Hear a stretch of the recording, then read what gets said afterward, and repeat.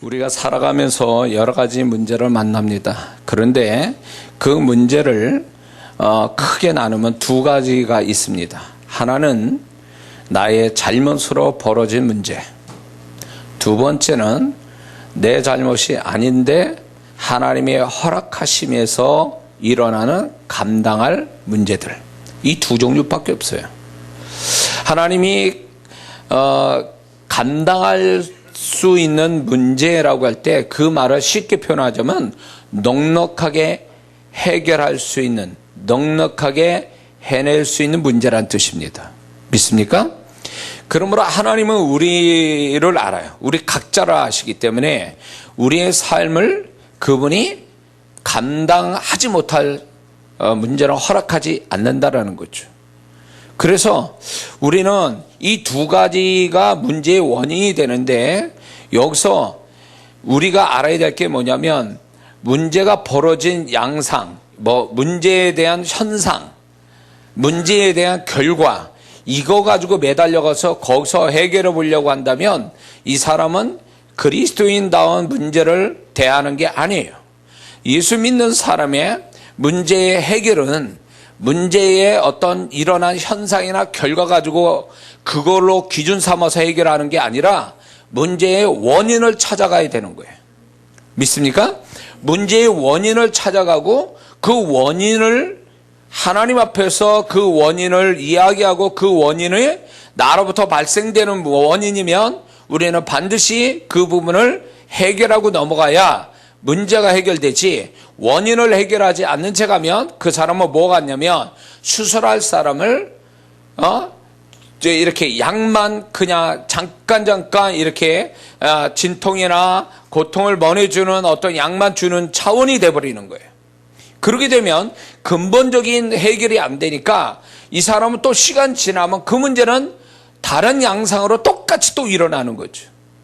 그래서 예수 믿는 사람의 삶은 하나님의 손길에서, 하나님의 어떤 그 하나님의 허락 안에서 벌어지는 일들에 대해서 우리는 분명히 시간에 따라서 문제의 양상은 달라도 문제를 발생시키는 원인은 같기 때문에, 뿌리는 같기 때문에 그거를 볼 줄 모르면 그 사람은 끊임없이 뿌리를 뽑아내기 전까지는 그 문제를 계속 발생이 돼서 그 사람을 괴롭힌다는 거예요. 그래서 하나님은 우리 잘못으로 벌어진 일이면 우리가 잘못을 발견해서 그 문제를 근본적으로 해결하는 게 하나님이 문제 해결의 하나님의 대책이라는 것입니다. 근데 우리는 이런 문제가 있어요. 문제가 발생이 되면 자기를 제껴놓고 문제만 가지고 얘기하려고 그래요.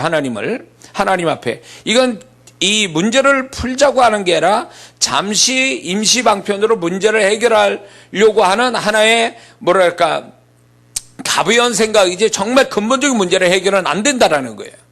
예수 믿는 사람은 문제가 발생이 되면 그 문제를 일으키는 원인을 계속 찾아야 돼. 하나님은 또 그걸 찾게 하신다는 거죠. 그래서 문제의 원인이 자기 잘못이면 그 잘못을 해결해야 문제를 또 하나님께서 자연히 뿌리가 뽑히니까 그 줄기에서 가지에서 나온 것들이 자연히 죽듯이 문제 해결이 근본적으로 뿌리를 뽑아내지 않으면 계속 발생하는 거예요. 윗둥만 자르면 뭐하냐고, 뿌리가 안 뽑혔는데. 그러니까 문제가 계속 발생이 되어지는 것은 하나님의 뜻도 아닌데 근본적인 자기 잘못의 뿌리를 못 찾아내니까 이 사람은 계속 문제가 또 발생되는 거예요. 그러니까 이런 사람의 문제는 뭐냐면 문제와 자기와의 관계를 이렇게 차단시켜서 분리시키는 거예요. 자기라는 존재와 문제라는 것을 분리시켜서 생각하니까 이게 진짜 문제가 된다는 거죠. 해결이 안 돼요, 이런 사람은요. 내가 문제가 발생됐다는 것은 나하고 관계가 돼 있는 거야. 나의 존재하고 관계가 된 거예요. 그래서 내가 내 잘못으로 생겨진 거면, 내 잘못으로 생겨진 문제라면 하나님은 이 문제를 풀기 전에 나라는 존재부터 다루고 계신다는 걸 알아야 돼요. 나라는 존재부터 들여다봐야 돼요. 하나님은 또 그렇게 하시는 거예요. 그래서 이런 사람이 있어요. 빙빙 돌다가 문제를 해결하기 위해서 이 방법 저 방법 빙빙 돌다가 해결이 안 되다가 하나님께서 그 사람 심령을 어느 순간에 누구를 만나든 말씀을 보든 기도하든 자기 심령을 들여다보는 어느 한 시점이 있어요. 그런 어떤 상황을 만나게 돼요.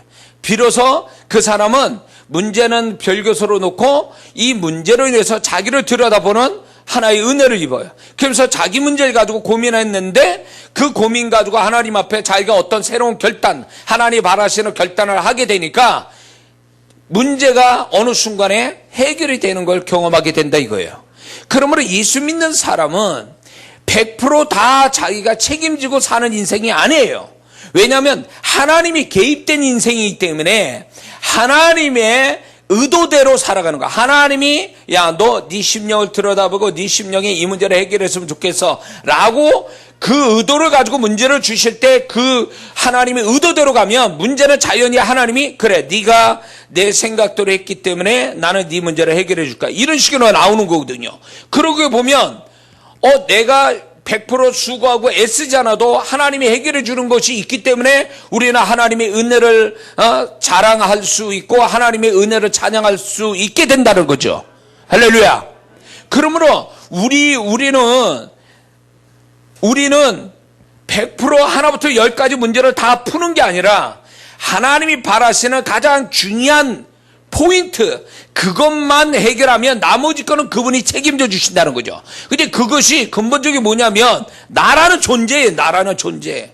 분명히 문제를 허락하신 거는 내가 잘못해서 문제가 발생되면 나의 잘못을 고치게 하기 위한 하나님이 허락한 일이요. 내 잘못이 아니더라도 하나님은 감당할 만한 문제를 주셨다는 것도 결국은 문제 자체가 목적이 아니라 나라는 걸 목적으로 삼아서 감당할 문제를 주시는 거니까 나부터 해결해야 된다는 거죠. 할렐루야.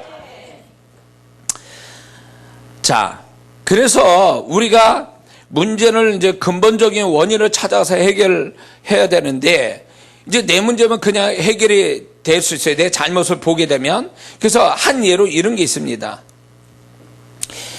고난이 언제 끝나냐? 하나님이 주신 고난이 언제 끝나냐 그럴 때 단순하게 생각하면 이거예요. 그 사람이 생각을 고쳐먹으면 고난이 끝난다. 이런 말씀이 있어요. 이런 이야기가 있어요. 근데 그 말이 반진리예요. 왜냐하면 고난을 가만히 여러분들이 만나는 고난을 한번 생각해 보세요. 그 고난이 언제 끝나냐 보면 내가 그전부터 가져왔던 하나님 보실 때 합당치 못하는 생각들이 있어요. 고집스러운 거, 고정관념, 하나님 원하지 않는 생각들, 이런 것들이 있는데 고난을 통해서 그런 거 다 솎아내고 그런 것들을 버려주면서 근본적인 가장 두터운, 가장 이 성벽과 같은 나의 이 생각조차도 다 깨트려가지고 하나님이 바라신 생각대로 고백을 하거나 결심을 하거나 이러면 어느 순간가 고난이 딱 끝나는 걸 보인단 말이죠. 그래서 고난이 우리에게 유익하다는 것은 시편의 기자처럼 그 고난이 율례로 배우게 됐다. 나보다 하나님 말씀이 맞구나라는 걸 배운다는 거예요. 그러니까 고난이 우리에게 유익된다 그 얘기하는 거예요. 그래서 고난이라는 것은 결국 나를 깨트리고 나를 변화시키기 위한 하나님의 수단일 뿐이지 고난 자체가 목적은 아니에요. 할렐루야. 그래서 고난을 받으면서도 자기 존재가 바뀔 마음이 없다면 그 사람은 아직도 고난이 더 가야 돼요. 그래서 두 가지를 묻습니다. 고난 받을 때 기도 얼마나 합니까? 주님이 뭐라고 말씀합니까? 이거예요. 이게 안 되면요, 그 사람은 계속 이런 사람이 있어요.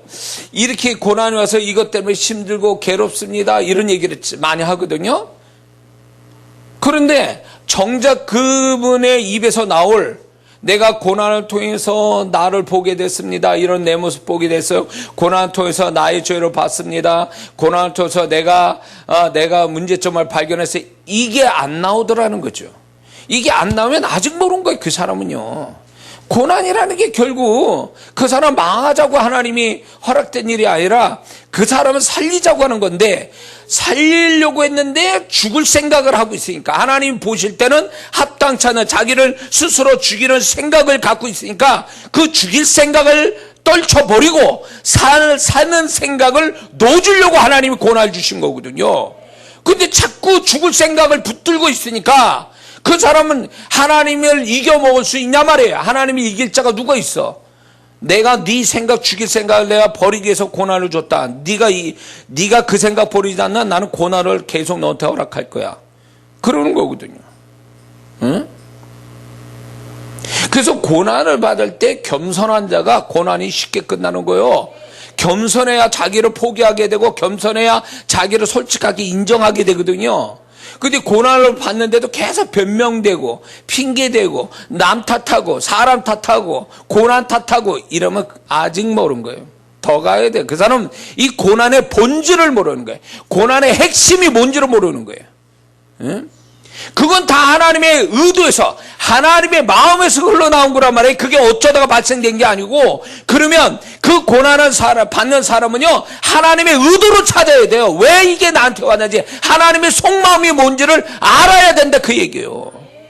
그렇게 하면서 고난을 통하여 하나님의 마음을 읽는 자가 되는 거예요. 그 고난 하나하나가 다윗이 그래서 그 많은 고난, 죽음의 경계선에서 그 많은 고난을 받게 하나님이 허락하신 거는 그가 죄가 많아서가 아니에요. 결국은 하나님의 마음에 합한 자 되기 위한 그 고난을 통하여 하나하나 하나님의 마음을 읽는 자가 됐기 때문에 그런 거예요.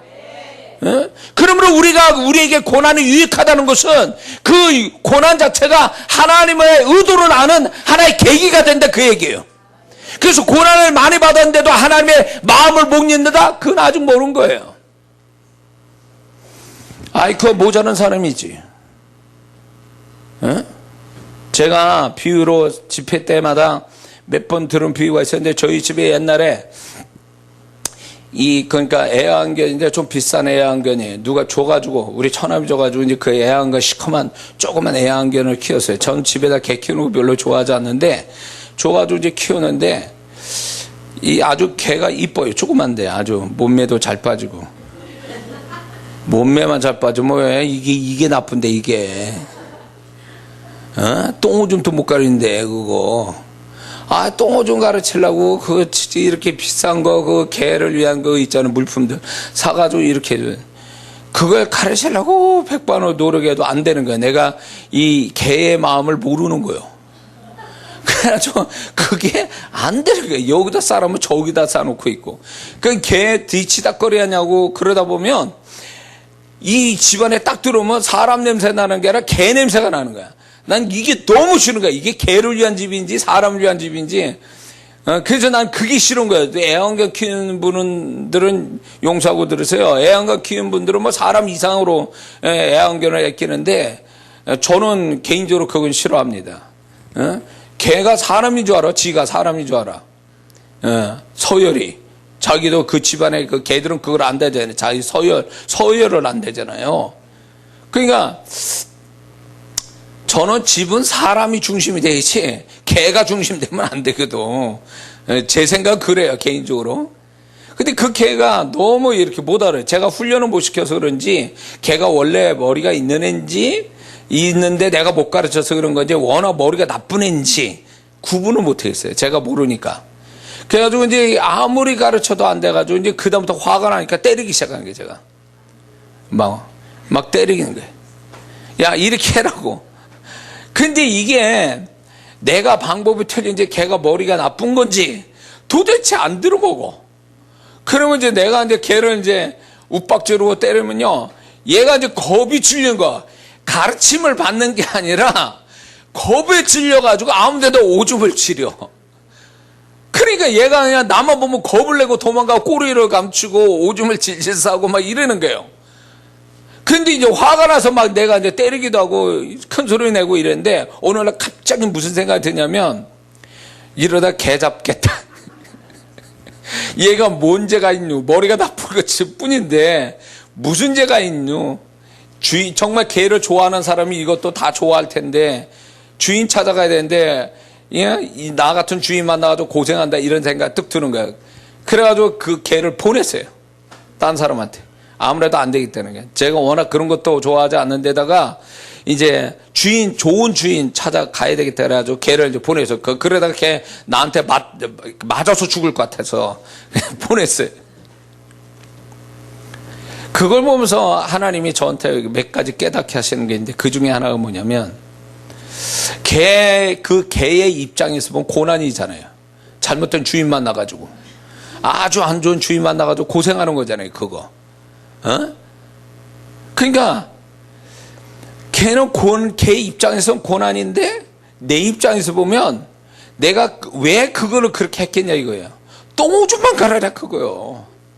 그것만 가라면 내가 너를 그렇게 고난은 안 줄 텐데, 네가 똥오줌 못 가라줘. 내가 지금 나도 속상하고 너는 너대로 지금 두려움을 갖고 있고 이런 거였어요. 근데 가만히 보니까 내가 하나님과 나와의 사이가 아니겠냐라는 생각이 드는 거예요. 하나님은 우리에게 쓸데없는 고난을 주시지는 않거든요. 그분은 예수 그리스도까지 주신 그분이 우리를 뭔 네가 악심이 있어가지고 우리를 고난을 주시겠냐 그 얘기요. 그 고난이라는 게 결국 하나님도 마음 아프지만 나를 교육시키고 뭔가 하나님의 의도를 알아서 그 의도대로 생각하고 행동하는 것을 그분이 원하셔서 허락된 일인데, 나는 그거대로 가지 않고 맨날 그 고난의 고통, 고난의 불편함, 고난의 힘든 것만 생각하는 거지. 그리고 이것만 가지고 하나님께 기도하는 거예요. 이것만 가지고. 그러니까 하나님 또 답답한 거야. 하나님 또 야, 너 그 목적은, 야, 포인트가 잘못됐어. 그쪽이 아니야. 응? 네가 두려워하고 이런 게 꼭 그 개 이름이 뺑키거든. 뺑키. 그 뺑키하고 똑같아. 내가 왜 그렇게 했는데, 똥오줌만 가리라고 그렇게 한 건데, 그거는 안 하고 두려워가지고 나만 보면 도망가고 오줌 질질 싸고. 그러니까 이게 나도 속상하고 걔는 걔대로 그 걔도 살맛이 안 나는 거야. 그 집이 지옥 같은 거지. 엇갈린 감정, 엇갈린 생각들이에요. 어떻게 보면 잘못된 만남이야 이거는. 김건모의 잘못된 만남이라고. 그러니까 이게 주님과 우리 사이 같은 거예요.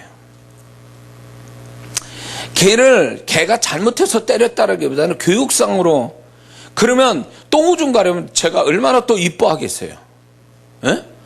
근데 그거를 못하니까 걔가 그것만 머리가 휙 돌아가지고 똥오줌만 가려면 내가 더 잘해줄 텐데, 그걸 못하니까 걔는 걔대로 고난이고 나는 나대로 속상하고.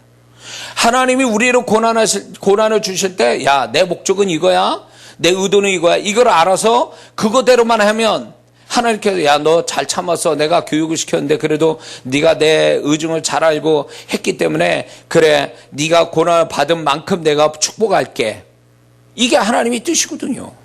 근데 고난은 고난대로 받고 축복은 없어. 또 그 고난 받다 끝나. 그러면 하나님의 입장에서 얼마나 속상하겠냐고. 하나님 입장에서 우리는 우리대로 그냥 잘못 생각하고 두려움에 있고 고통만 생각할 뿐이지, 이게 나한테 결국적으로 뭐 유익 준 게 있냐 그 얘기요. 없으니까 하나님과 내 사이가 완전히 이게 분리가 돼버린 거지. 서로 엇갈린 잘못된 만남, 이렇게 되는 거죠. 그래서 우리가 문제를 만나면 내 잘못인지 내 잘못이 아닌지로부터 가려서 그 문제를 나하고 별개의 것으로 보면 안 돼요. 나를 다루고 계신다.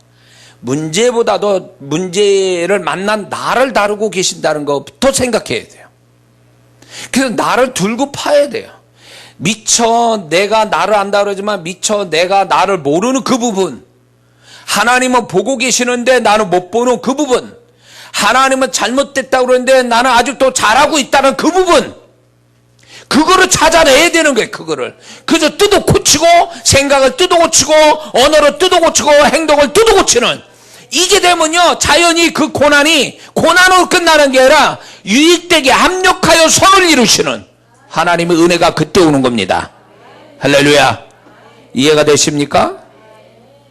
자, 그래서 우리가 그 문제를 우리가 당하는 입장에서 문제에 대한 반응이 이렇습니다. 어떤 천차만별인데, 극단적으로 얘기하면 어떤 사람은 죽음이라는 그 문제 앞에서도 초연한, 담담하게 받아들일 만한 강한 마음을 소유한 사람이 있는가 하면, 벌러지 하나도 그냥 이게 바퀴벌레 하나 굴러가는 것도 막 죽었듯이 막 그냥 부들부들 떠는 별것도 아닌 문제.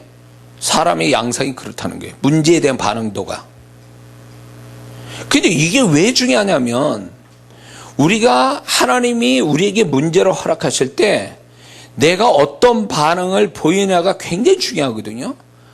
내가 그 문제를 나에 이꼴시켜가지고 나를 들여다보기 전에 문제에 대한 반응이 굉장히 중요해요. 광야 이스라엘 백성들은 하나님이 그렇게 챙겨줘도 그들은 조그만 물 못 먹거나 배고프거나 고기 먹고 싶은 이런 게 원망하고 막 이랬단 말이에요. 하나님이 그렇게 챙겨줘도. 그러니까 그들이 애굽에서 종살이했던 피해 의식들이 결국은 뭘 가져오냐면 이 문제, 조그만 문제 앞에서도 부들부들 떠는, 엄살피는, 과장하는 이런 게 습관이 돼버린 사람들이에요.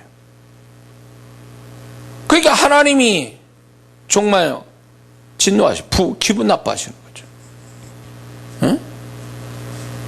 그런가 하면 어떤 사람은 하나님이 나를 구원하지 않아도 나는 내 신앙 지키다가 이 풀물불에 던짐마다 죽어도 나는 괜찮다라고 이런 사람도 있다는 거죠.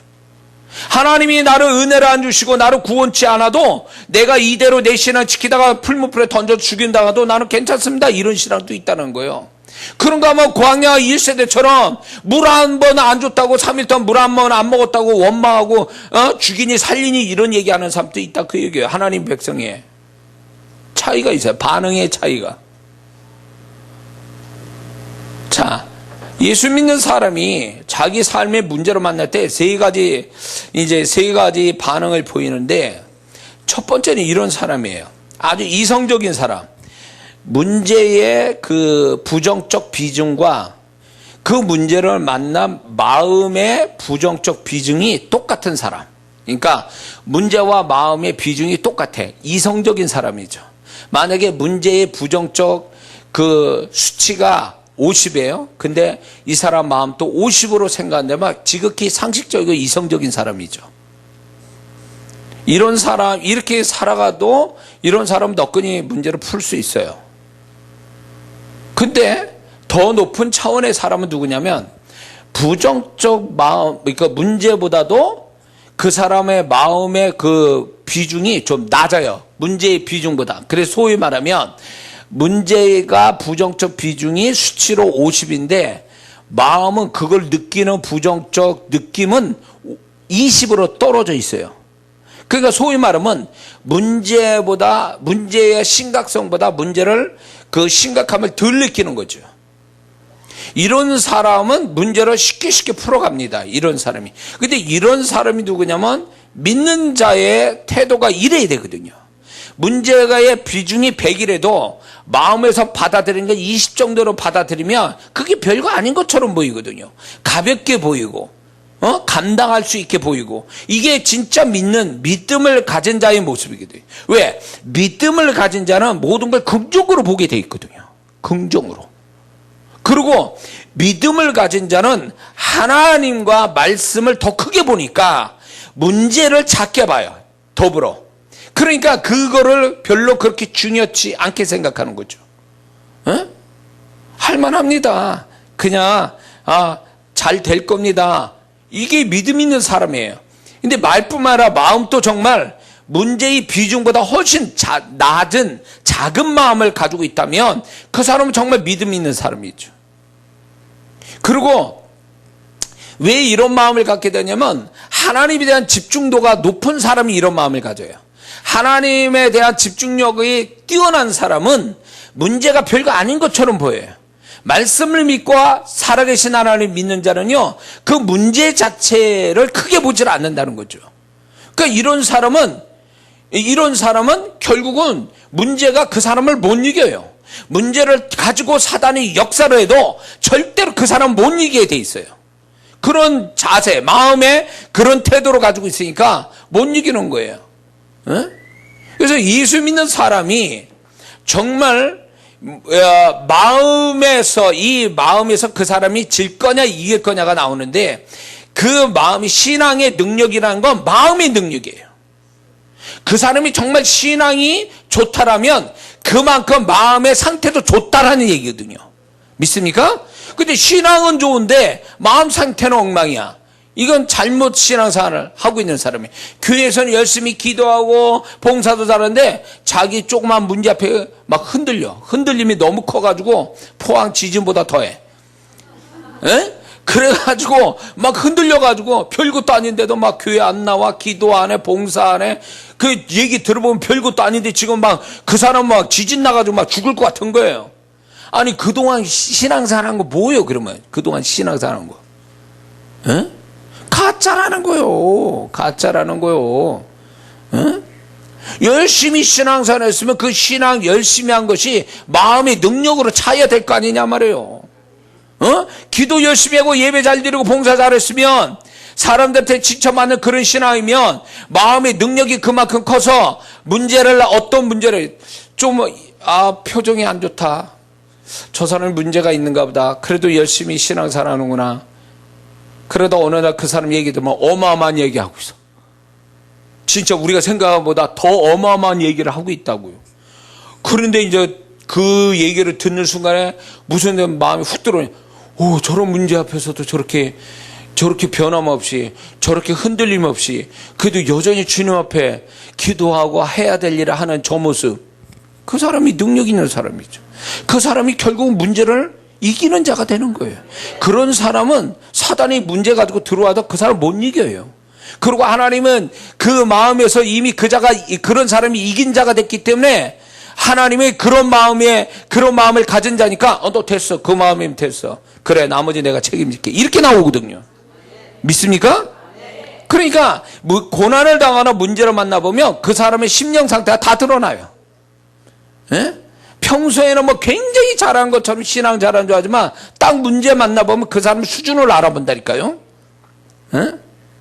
그러니까 그 속에서 뭘 느끼게 되냐면 별것도 아닌, 교회 안에서 별것도 아닌 가지고 시험 들어가지고 교회 나가는 사람, 왔다리 갔다리 하는 사람, 하다 말다 하는 사람, 이건 안 돼. 이 사람은 다 가짜요.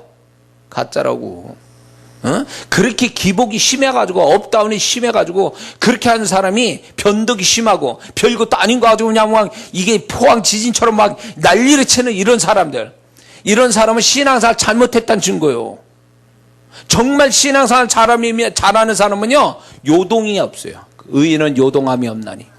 요동이 없어. 그냥 무슨 일이 벌어져도 그 마음을 항상 고요해. 그리고 주님을 바라고 있어. 그러니까 하나님이 볼 때 분명히 우리의 체질을 아신다 그랬으니까 우리가 문제가 있어가지고 막 요동칠 것 같은데도 하나님이 우리가 껐떡하고 있을 때 그분이 얼마나 대견스러워 하겠어요. 부모 입장에서 자식이 고생하는 줄 아는데도 자식이 그런 거에서 슬퍼하거나 낙심하지 않고 꿋꿋하게 그 일을 해내. 그럴 때 부모 입장을 어떻게 했냐고. 대견하잖아요. 그 자식이. 똑같아요. 하나님도. 그게 하나님을 기쁘게 하는 거고, 그럴 때 어느 부모가 저 자식이 살려고 몸부림치는데 어느 부모가 모든 거 다 들여서도 그 자식 문제 해결해 주려고 하는 게 부모 마음인 것처럼 하나님도 그렇다 그거예요. 분명히 고난받아서 제가 막 죽겠다고 막 난리를 쳐야 맞는 건데, 그래도 주님을 바라고 계속 소망 가운데 견뎌내는 그 모습 볼 때 그분이 얼마나 기특하게 여기냐 말이에요. 그 다음에 걱정하지 마. 너 이미 네 마음을 보니까 합격이야. 나머지 내가 책임질게. 이렇게 나온 거예요. 그러면 시간이 지나보면 이 사람이 뭘 하지도 않았는데 벌써 하나하나 해결해 가고 있는 거죠. 하나님이 해결해 주고 계시는 거예요. 이게 하나님의 손길로 인해서 나는 하나님을 바라고 견디고 서 있었더니 그분이 나를 아시고 나를 책임져 주시고 축복하셨다. 이렇게 간증하는 거죠. 이게 신앙이고 우리가 이거 세상한테 얘기하는 거예요. 내가 얼마나 잘났느냐, 내가 얼마나 잘 견디냐를 얘기하는 게 아니라 내가 하나님이 바라는 사람으로 서 있었더니 그분이 나를 이렇게 해주더라. 그분의 손길을 얘기하고 그분의 마음을 얘기하는 게 이게 우리가 해야 될 말이라 그 얘기예요. 아멘해요. 그렇기 때문에 하나님은 문제를 통해서 나를 보게 하시고 그 문제를 통해서 나를 통해서 영광 받기를 원하시는 거예요. 우리가 문제를 만났을 때에 하나님께서는요, 우리 목적은 문제 해결이죠. 그러나 그분은 목적은 문제 해결이 아니에요. 문제를 통해서 나를 통해서 영광 받으시는 게 목적이에요. 이거 착각하지 마세요. 이 많은 사람들이 주님의 마음을 모르니까 하나님 문제를 해결해 주세요. 이게 이제 하나님 또 바라시는 줄 알고 그것만 가지고 주야장창하고 기도 끝나면 또 헛소리에 막 될지 안 될지 모르겠고 뭐 죽는 소리 하고 세상 사람 앞에서도 죽는 소리 하고 기도는 왜 해? 그러면 그 소리 할 것 같으면 왜 세상 사람한테 그런 소리 하냐고 기껏 하나님께 기도해 놓고 그게 하나님 영광 가리는 거예요. 에? 가리는 거라고. 하나님께서 그 문제를 통해서 그 사람이 고난 속에서 신음하면서도 하나님을 바라고 있는 거, 하나님께 기도 한마디 하는 거, 어려운 가운데서도 예배 나오는 거, 어려운 가운데서도 헌금하는 거, 어려운 가운데서도 봉사하는 그 하나하나가 다 하나님 영광 받으시는 거예요. 그게 편안함이 아니라 고난 속에서 그러고 하고 있으니까 여전히 하나님을 바라고 하나님이 원하는 대로 가니까 그게 그 고난이 하나님께 오히려 영광을 더 많이 돌리고 있는 거예요. 그럴 때 하나님은 그래 내가 고난을 준 이유를 아는구나. 네가 이 고난 통해서 나에게 영광을 돌렸으니 내가 기쁨으로 그걸 받고 네가 이런 모습 보여줬기 때문에 내가 네 문제를 해결해 줄게. 이렇게 나오는 거거든요. 그러니까 하나님이 우리를 고난을 허락하신 목적은 그분이 나를 통해서 영광을 받고자 싶은 건데 우리는 하나님께 영광이 아니고 무조건 문제 해결해. 문제 해결이 안 되면 계속 문제 해결을 위해서 기도하고 뭐 예배 드리는 거 다 좋아. 그냥 나머지 한숨 쉬고 불신앙적인 말을 하고 이렇게 세상 사람과 어울리고 예배 안 드리고 막 이런 모습에 하나님의 영광을 가린다면 그 사람은 고난을 통해서 하나님 영광을 받게 하는 게 아니라 고난을 통해서 하나님 영광을 가리는 자가 되는 거예요. 설령 그 사람이 문제가 나중에 해결된다 해도 하나님이 영광 받지 않기 때문에 아마 그 사람이 문제를 해결해도 주님이 정말 문제 해결해 주시는 기쁨이 그 사람에게는 없어요. 찝찝하다고 알고 있네요. 벌써 본인이 알아. 이런 거 경험해 봤습니까? 내가 문제를 해결해서 기도했더니 해결이 됐는데 마음은 편안치 않아. 뭔가 찝찝해. 뭔 줄 아세요 그게? 네가 과정을 통해서 나에게 영광 돌린 게 아니라 네가 영광을 가렸어. 그러나 나는 악착같이 약속이기 때문에 너를 축복한다. 그러나 나는 기뻐하지 않아. 이런 거요. 하나님의 감정이 그렇다 그 얘기요. 근데 그것도 모르고 나 문제 해결됐으니까 좋아. 정신 나간 거지. 주님하고 이게 교통이 안 되는 사람이 그 짓 하는 거예요.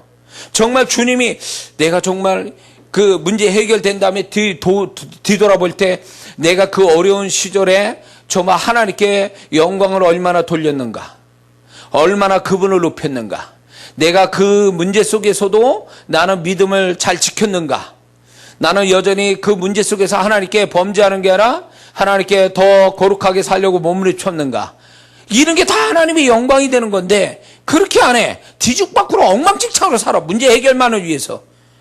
그러니 하나님은 은혜로 그 사람 문제를 해결은 해주지만 영광을 못 받으시는 거예요. 그러니까 하나님이 기분 좋아할 수가 없는 거예요. 문제 해결이 문제가 아니에요. 그게 아니라 하나님 마음을 기쁘게 하냐 그 얘기예요.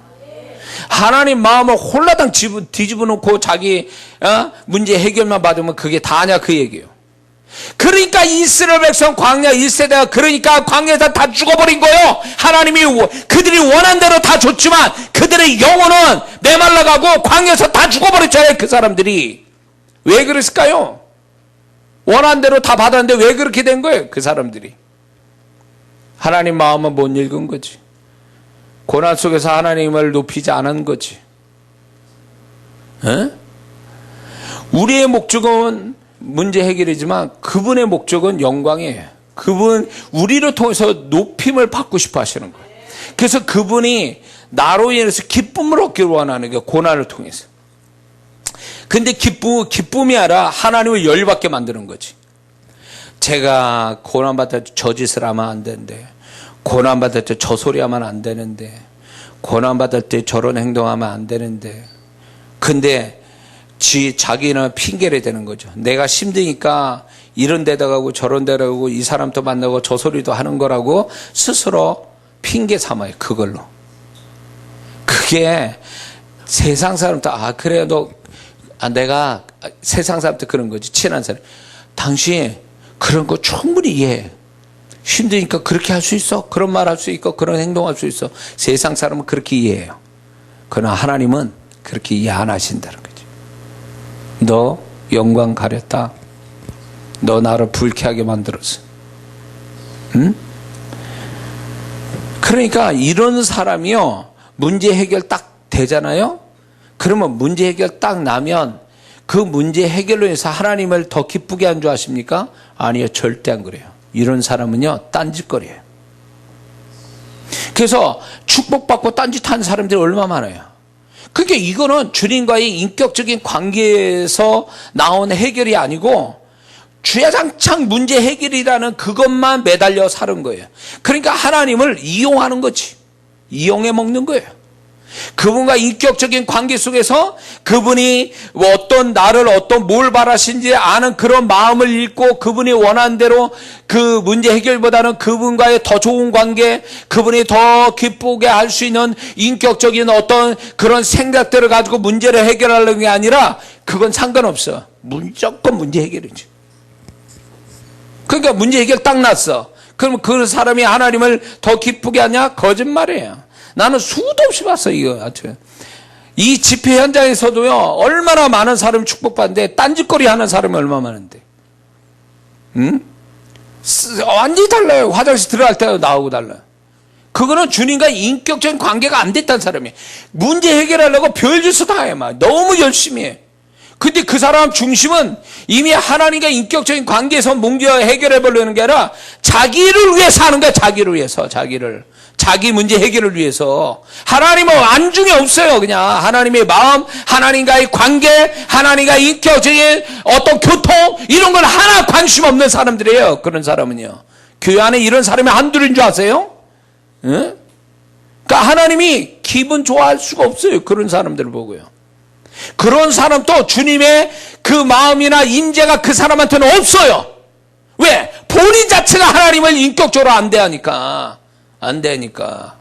에? 그게 다 하나님의 허락 안에서 왔다라는 건데, 그거를 하나님의 허락 안에서 온 거에 대해서 하나님과 함께 더불어 문제를 해결하려고 하는 하나님의 인격적인 교통에서 되어지는 게 아니라 오로지 하나님을 문제 해결자로 보는, 하나의 능력자로 보는 그 개념 외에는 없어요.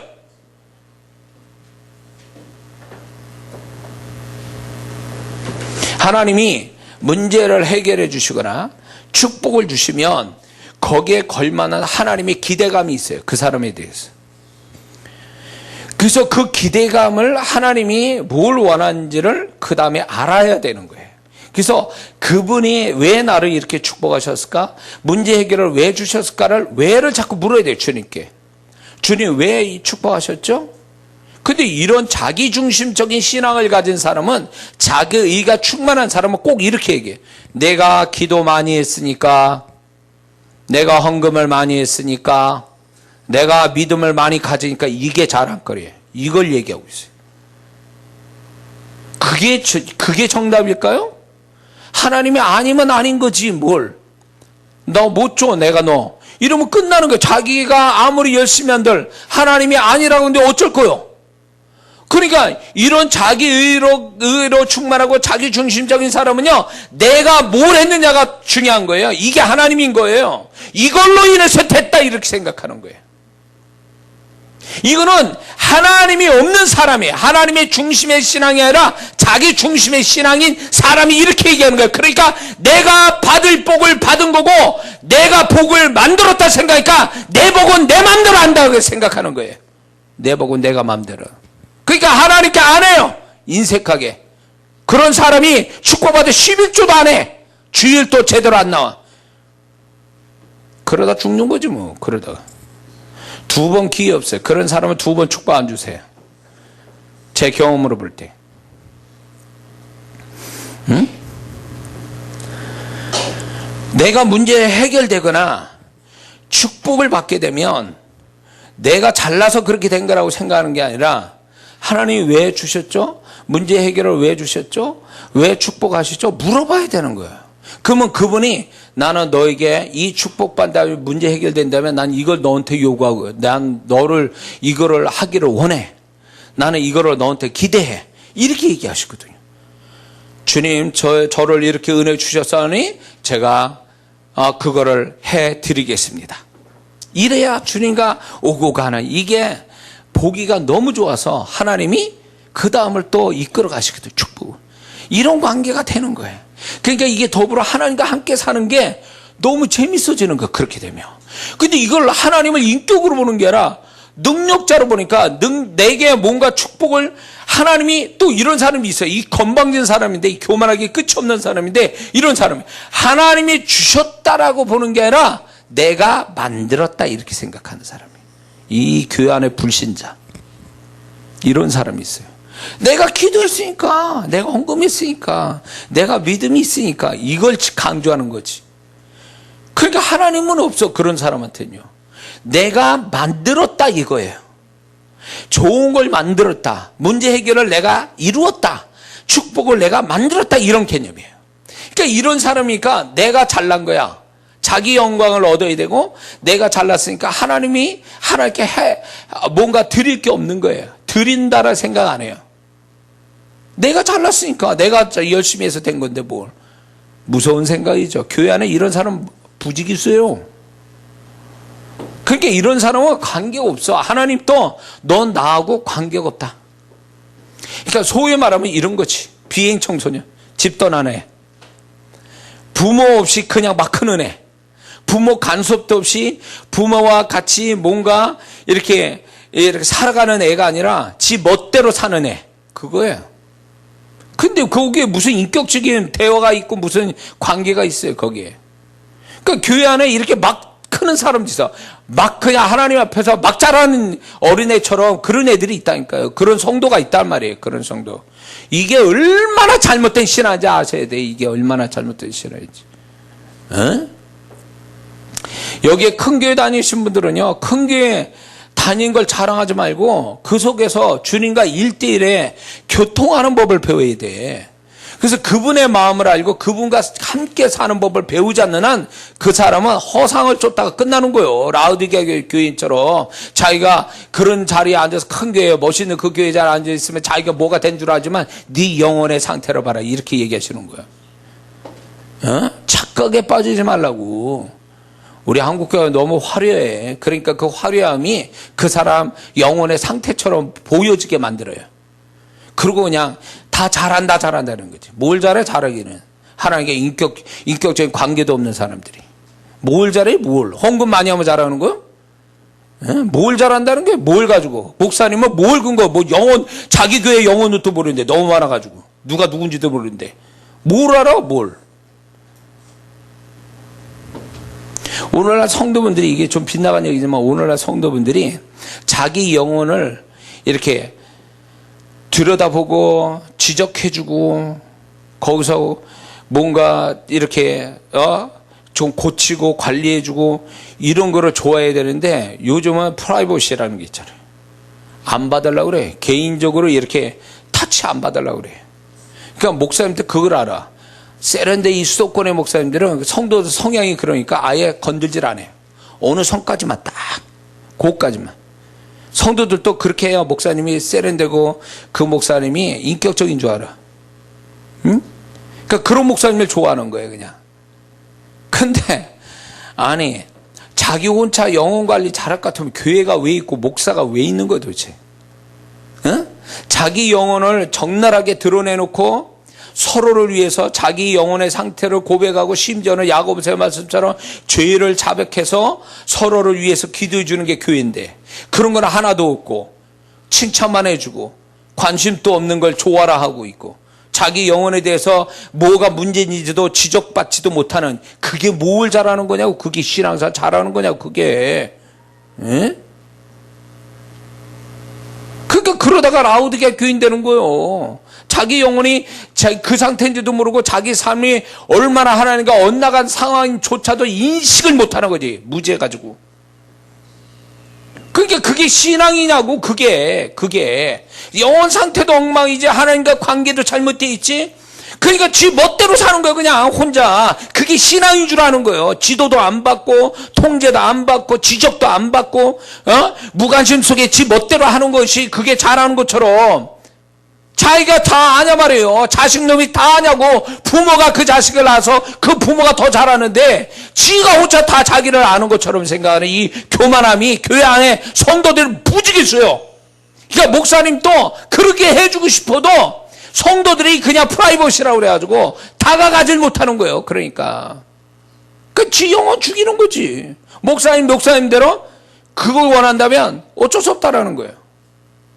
어쩔 수 없다는 거지. 목사님도 답답하겠지. 그냥 이제 포기하는 거야. 거기까지만 성도를 거기까지만 상대하는 거지. 서로가 편하게. 괜히 껄끄럽게 그런 얘기 해가지고 부담 주고 그것 때문에 못 받아들여 시험 드느니 그냥 거기까지만 이렇게. 아, 예, 집사님 잘하시네요. 응? 이런 식으로. 그게 무슨 신앙이요. 초대교회의 신앙은요, 적나라 했다니까. 자기 영혼 상태 다 까발리고 자기 죄까지 다 고백하고 이렇게 해서 자기 영혼 하나 지키고 서로가 지켜주고 이렇게 사도로 중심을 해서 리더자 중심에서 그렇게 갔는데 오늘날 교회는 그러냐 말이에요. 우리 한국교회가. 개척교회 목사님이 정말 그 영혼을 잘 이렇게 해주려고 다가가면 굉장히 부담스러워요. 안 받으려고 그래. 뭐야 도대체. 뭐냐고. 에? 그러니까 뭔가 개념 지금 잘못돼 있다고. 지금 잘못돼. 라우디가의 교회가 현대 오늘 교회인데 그 라우디가 교회 그게 뭐예요? 자기 영혼을 살피고 지적해주고 고쳐주는 자 없이 그냥 자기 혼자 멋대로 생각하는 거죠. 나는 그럴싸해. 난 괜찮아. 그냥 교회 열심히 다니니까. 그걸로 족한 거예요. 그러다 보니까 신앙이 그 모양, 그 영혼이 그 모양, 하나님과 관계가 그 모양이 돼버린 거지. 불행한 거예요. 에? 어떻게 하나님과 관계가 그 모양이냐고. 하나님과 관계가 틀어지면 다 끝장나는 거를 왜 모르냐 말이에요. 우리는 신앙사라 하면 할수록 하나님 마음을 읽어서 그 하나님 마음을 기쁘게 해드리고 그 하나님의 마음을 쫓아 행할 때 나머지 하나님이 책임져 주시는 그분의 은혜의 손길 앞에 아, 이게 정말 중요한구나. 내가 문제 해결하는 것보다 그분과 더불어 살면서 그분을 기쁘게 하며 그분이 원하는 대로 내가 생각하고 행동하는 게 이게 모든 것의 근본이구나. 이걸 아는 신앙이 얼마 되냐 그 얘기예요.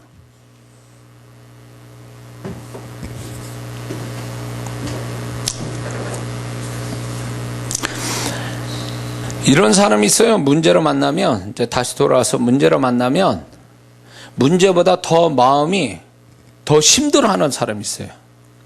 문제의 비중은 50인데, 마음은 100이야. 이게 교회 안에도 얼마든지 많아요. 이런 사람들은요. 그러니까, 이렇게 마음이 힘들어가지고, 하나님은 분명히 너 끈이 해낼 수 있어. 감당할 수 있어. 이렇게 했는데, 감당이 안 돼요. 왜? 마음 자체가 벌써 잘못됐어.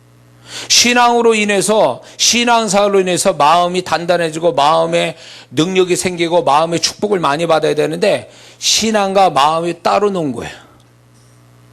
그래서 저는 목사로서 우리 성도들이 이렇게 볼 때 주일날 나와서 예배드리고 봉사를 난 그 행위로 보는 게 아니라 그 사람 심령대로 봐. 우리 성도들 심령 다 이렇게 보면 열심히 내도 좀 더 가야 되겠구나.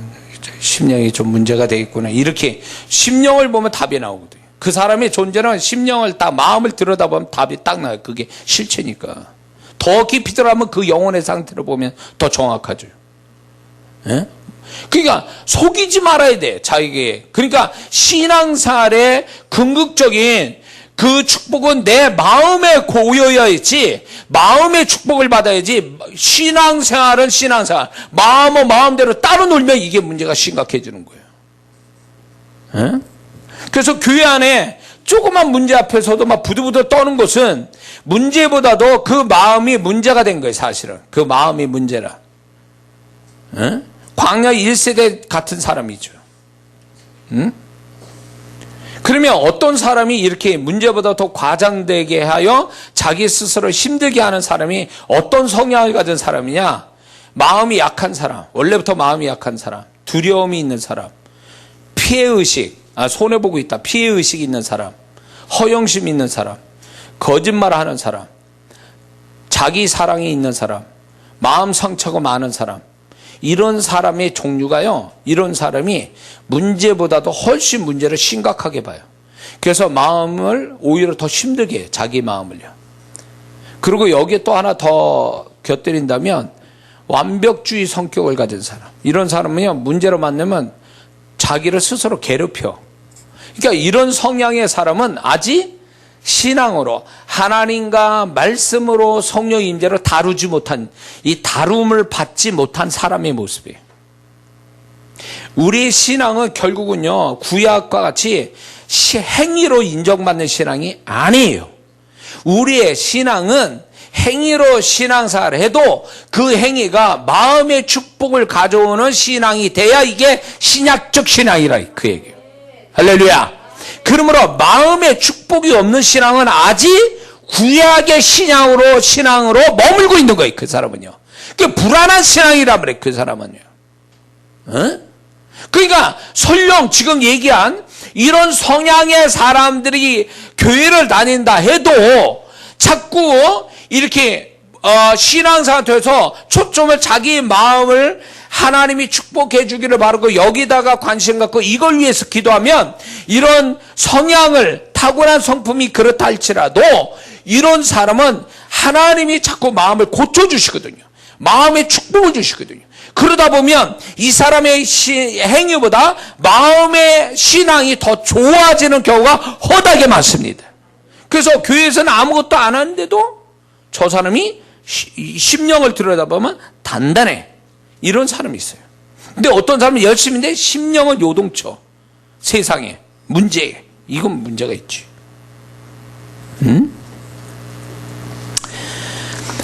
사람은 이렇게 문제보다 더 과장하여 스스로 힘들게 하는 마음을 가진 사람이 뭐가 문제냐면 자기 자신을 속이는 거예요. 속고 있다는 사실을 그 자체도 몰라요. 그리고 사실 액면 그대로 보지를 못해요. 사실과 왜곡되거나 아니면 과장해서 보기 때문에 그렇습니다. 그리고 이런 사람은 꼭 일어나지도 않는 문제의 비극을 꼭 생각하고 있어요. 그런 사람들이. 그러니까 이런 마음을 갖게 되니까 신앙을 가졌음에도 불구하고 이런 사람은 믿음이 사라집니다. 그동안 가졌던 믿음이 사라지고 현실을 크게 보이고 공포심을 갖습니다. 원망과 불평과 탓을 하게 돼요. 그리고 신앙의 수준이 값이 뚝뚝뚝 떨어져요. 그러니까 이 사람은 문제를 통해서 더 좋아지는 게 아니라 문제를 통해서 더 망해가는 거예요. 하나님은 우리를 문제를 망하라고 주신 게 아니라 그 문제를 위해서 더 축복된 존재 되게 하기 위해서 주셨는데 이 주신 하나님의 목적을 잃어버리는 거죠. 응? 우리에게 오는 문제는 도대체 무엇을 의미하는가 할 때에 그건 자연 발생적으로 생긴 게 아니라 하나님의 허락하심 속에서 주신 것이기 때문에 이 하나님의 허락했다는 것은 감당치 못할 시험 허락지 아니하고 감당할 만큼 주셨다라는 것은 결국 수학 문제와 같아요. 수학 문제가 하나의 우리의 삶의 문제라면 그 문제가 성립이 되려면 답이 있어야 돼요. 답이 있어야 문제로서 성립이 되는 거거든요. 그것처럼 하나님이 우리의 삶의 문제를 주셨다는 것은요, 이미 답을 갖고 계신다는 얘기예요. 그 답을. 그렇기 때문에 우리는 답 없는 문제를 푸는 게 아니라 답이 이미 나온 거를 찾아가는 거거든요. 그런 개념으로 보면 우리의 문제는 막막하거나 문제 자체가 우리를 괴롭히는 것은 절대 아니라는 거죠. 할렐루야. 또 문제는요, 외부의 문제는 나의 내면의 문제를 알려주시는 거예요. 그러니까 문제와 나를 별개의 것으로 보는 게 아니라 그 문제가 결국 나의 내면의 문제하고 관계가 있다라고 보는 거예요. 바울이 육체의 가시를 하나님 주셨다고 그랬어요. 왜 주셨게요? 바울은 이미 알았어요. 내가 자고하지 않게 해서, 교만하지 않게 해서 육체의 가시를 주셨다. 이미 바울은요, 하나님께서 자기가 교만해질 것을 아시고 육체 가시를 주셨다라고 하는 자기의 문제가 곧 자기의 내면의 한 단면을 하나님이 보여주셨다라고 생각하는 거죠. 근데 그게 맞다라고 하니까 성경으로 기록해 놓으신 거잖아요. 그 바울이 얼마나 하나님 마음을 아는 자예요. 그 고백이 자기는 그냥 고백한 건데 하나님은 그게 맞다고 성경으로 인정한 거잖아요. 그러니까 우리가 내가 문제로 만났어. 그러면 하나님이 뭘 건드린 줄 알아야지 나의 어떤 부분을. 이게 하나님이 이 문제는 나의 이런 문제를 지금 건들고 계시는가, 이거. 이게 이렇게 나와줘야 되는데, 문제 따로, 나 따로. 그리고 나를 또 빼, 이렇게. 나는 제껴놔.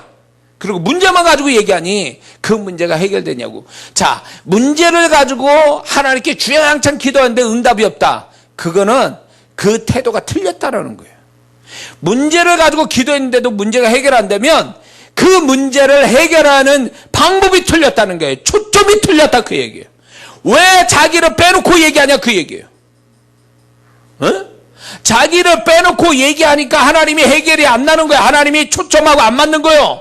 바울처럼 내가 왜 육체의 가시를 가졌는지를 이렇게 명확하게 하나님이 원하는 대로 딱 찍어내야 하나님이 그 육체의 가시가 설령 바울은 떠나가지 않았지만 바울의 육체의 가시가 결국 뭘 가져왔냐면 사도행전을 보면 그의 손수건과 아침마를 가지고 병든 자나 귀신 들린 테 얹으면 그게 다 떠나갔다는 이 능력으로 하나님이 증명해 줬잖아요.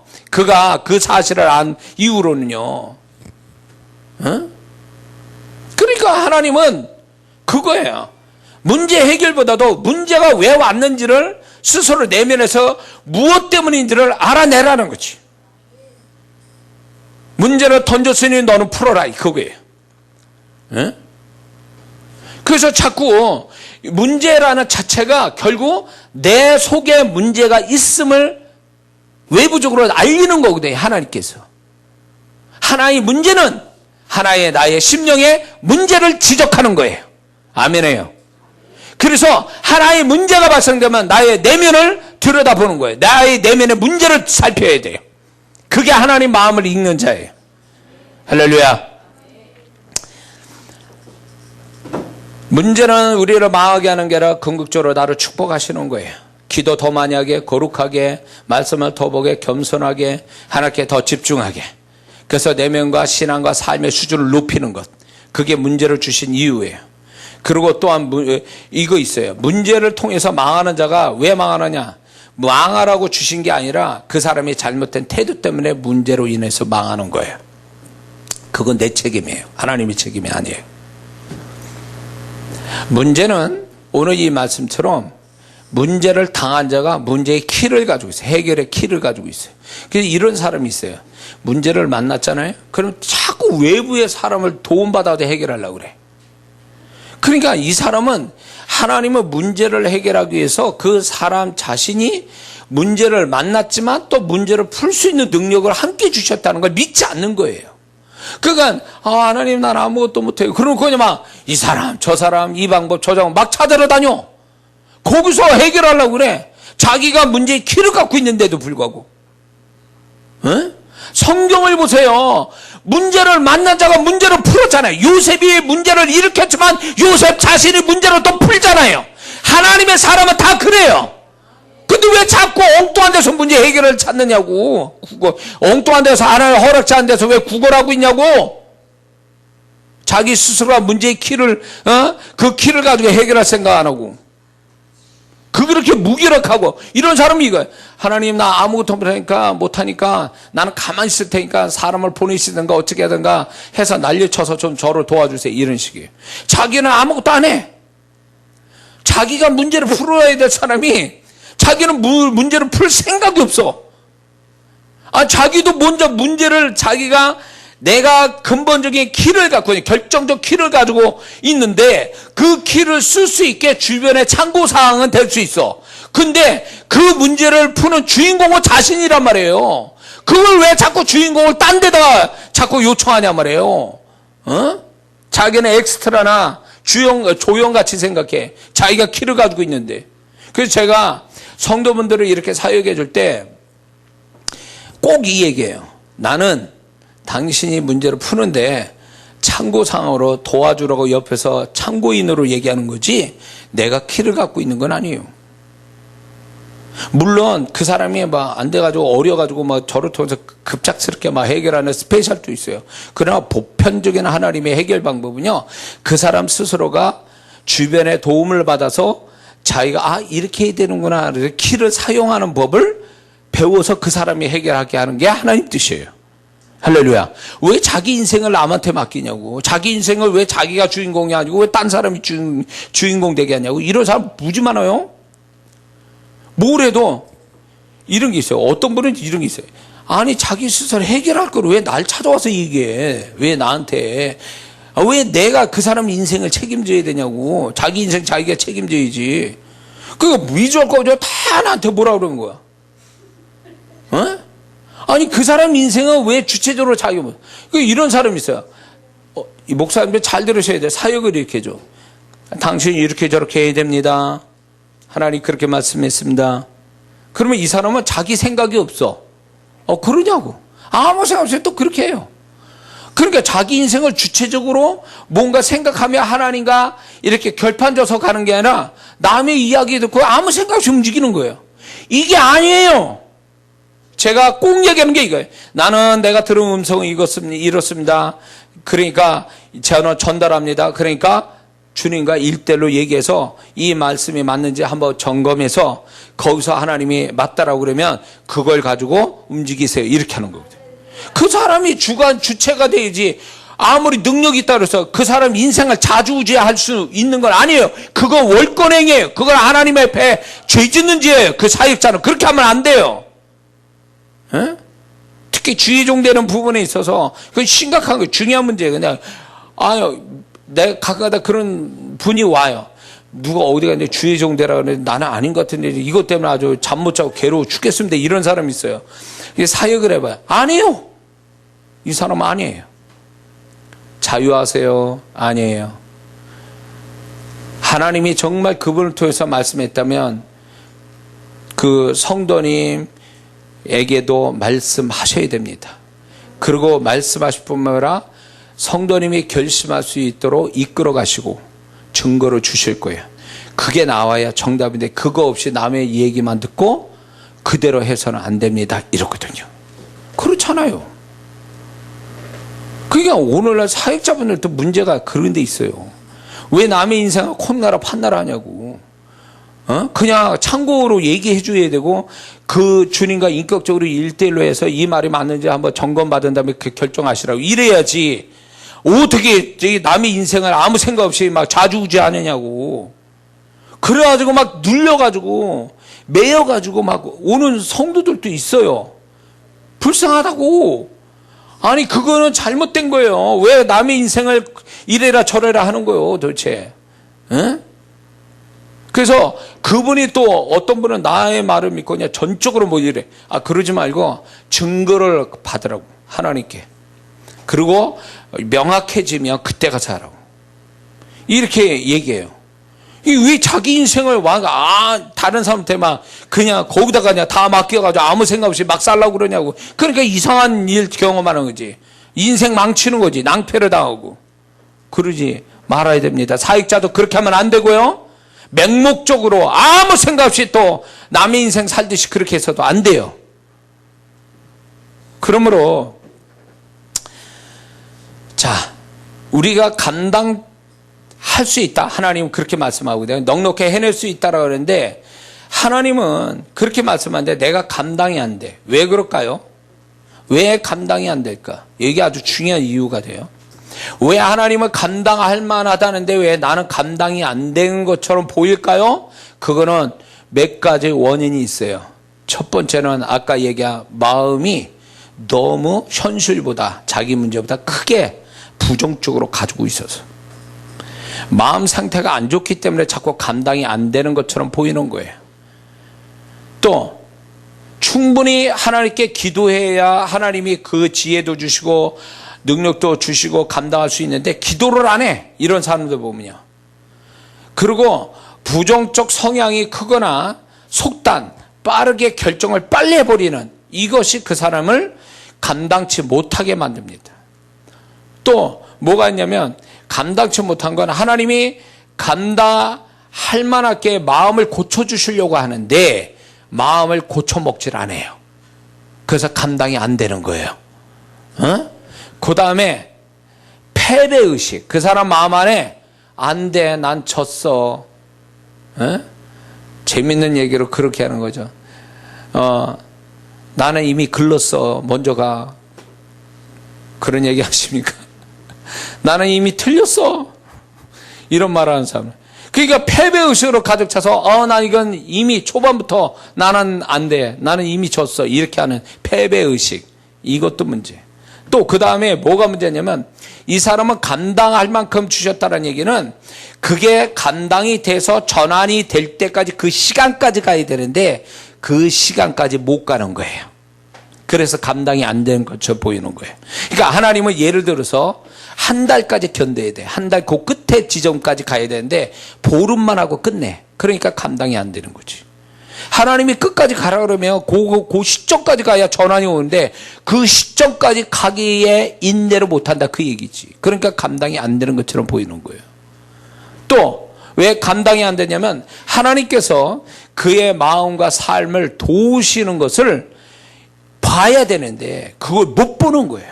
분명히 그 문제 속에서도 하나님은 분명히 그 사람을 돕고 계시거든요. 그쪽을 방향을 틀어서 봐야 되는데 그걸 아예 못 보는 거예요. 그러니까 절망하고 슬퍼하는 거예요. 그러니까 문제를 만날수록 하나님이 나를 어떻게 돕는가를 거기에다 더 초점을 둬야 그게 감당이 되거든요. 근데 그걸 못 보는 거지. 그래서 안 되는 거예요. 또 감당이 되는데 안 되는 이유는 그 사람이 하나님이 피할 길로 인도하고 계신데 인도함을 못 받는 거예요. 우왕좌왕해가지고. 하나님은 분명히 인도하고 계세요. 피할 길, 감당할 수 있는 피할 길, 이 인도하고 계신데 그 인도함을 안 받고 지 멋대로 우왕좌왕하니까 감당이 안 되는 거예요. 이해가 되십니까? 그래서 어떻게 하게요? 어떻게 해야 됩니까? 제일 중요한 건 그거예요. 사실 그대로만 보는 거. 중요한 태도예요. 과장해서 왜곡해서도 봐도 안 되고 사실 그대로만 보는 거예요. 그리고 여기가 있어요. 문제라는 거는 우리 하나님이 허락하신 문제는 감정이 개입되면 안 돼요. 혼의 감정이 개입되면 부정적 감정이 개입되면 이미 틀렸어요. 깨져요. 지는 거예요. 그래서 문제로 만나면 혼의 감정을 빼야 돼요. 혼의 감정을 빼야 돼요. 이게 부작용을 일으키거든. 그 다음에 뭐가 필요하냐면 내 마음 상태가 어떠한지, 문제보다 더 부정적 마음을 갖고 있는지, 아니면 마음 상태가 더 고요하고 이렇게 잘 견뎌내는 마음의 능력이 있는지 그걸 살펴야 됩니다. 그 다음에 하나님께서 반드시 때 되면 피할 길을 주신다 그랬어요. 그 감당할 수 있는 또 피할 길, 전화위복이 되는 피할 길, 그걸 찾아야 돼요. 그거를 주실 때까지 기다리고 그걸 주시면 그 길로 갈 줄 아는 사람이 되어야 됩니다. 그러면 그 사람은 반드시 그 문제가 지나고 나면 나는 할만했어. 괜찮은데? 이렇게 나오는 거지. 그 문제가 문제가 아니었어. 그것 때문에 나는 이렇게 변화됐고 이렇게 축복받아서 이렇게 간증해야 그게 정답이에요. 근데 나 재빠지게 고생하다 끝났어. 이건 아니지. 이건 그 사람, 세상 사람이 하는 말이에요. 그거는 그렇게 하면 안 돼요. 자, 마지막 정리를 합니다. 하나님이 허락하신 문제는 하나님의 목적이 있는 문제예요. 하나님이 목적이 있어요. 그 문제를 감당할 만한 문제를 주실 때는 하나님이 가지신 목적이 있어요. 그래서 우리가 우리 스스로도 문제 해결 자체를 목적으로 삼지 말고 이 문제를 통한 하나님의 목적을 이루어 드리는 마음을 가지고 살아야 돼요. 그러면 하나님은 하나님의 목적대로 우리가 움직일 때, 생각하고 움직일 때 그게 하나님을 높이는 거고 그게 하나님을 기쁘게 해드리는 거예요. 그래서 그 사람은 문제를 통해서 새로운 축복을 또 만나게 되는 거예요. 축복이 축복을 만나는 게 아니라 문제가 축복을 만나게 해준다 그 얘기예요. 그래서 하나님이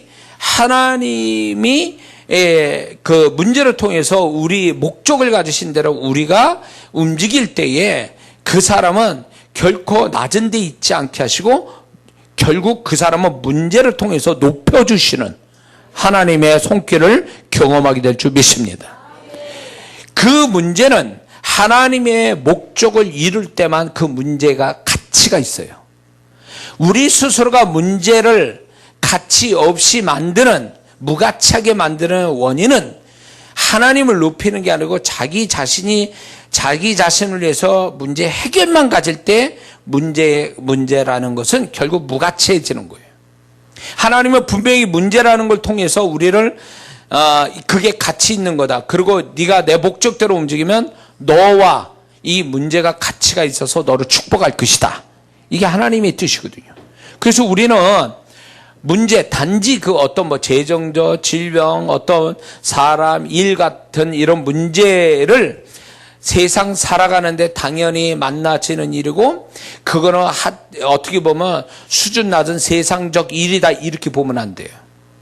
그 낮은 문제를 가지고 하나님은 높은 가치를 두시고 높은 목적을 가지고 있음을 우리는 알아야 됩니다. 그래서 낮은 걸 가지고 우리는 수준을 높이는 나의 태도가 우리 문제 속에 있어야 될 줄 믿습니다. 기도합니다.